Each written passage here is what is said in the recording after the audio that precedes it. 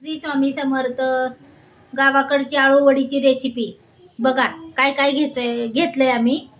आळूचे पानं घेतले धुवून, बेसन पीठ घेतलंय, कोथिंबीर घेतली, हिरव्या मिरच्या 10-15 घेतल्यात, हळद घेतली, लसूण घेतलाय, मीठ घेतलंय आणि जिरे घेतलेत. हे बघा, अशी थोडीशी कोथिंबीर वाटून टाकायची. जास्त बारीक नाही करायचं, मोठं ठेवायचं. थोडं मोठं भरडं भरडं करायचं थोडंसं.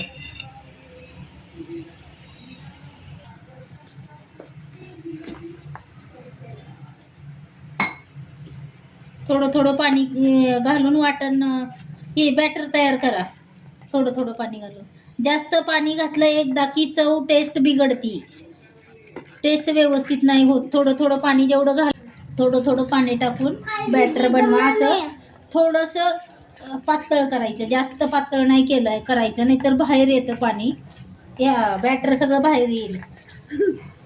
अशा पद्धतीनं व्यवस्थित लावायचं. ह्याला बेलण्यानं शिरा हे करून घेतले, त्याच्या दाबून घेतले शिरा. त्याच्या होती ह्याची आळूवडी. आता सीझन आहे बघा. आळूवडीचे पौष्टिक फायदे पण जास्त आहेत.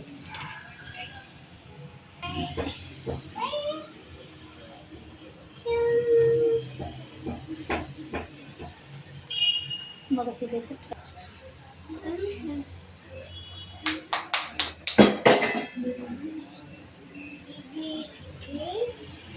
20 मिनिटं ठेवायचं. फक्त 20 मिनिटात वडे हे स्टीम होत आहे.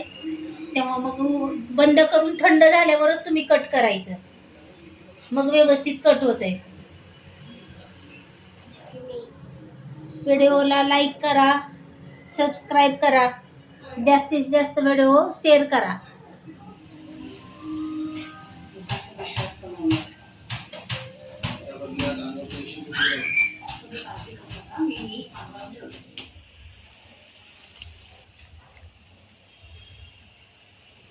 Addition.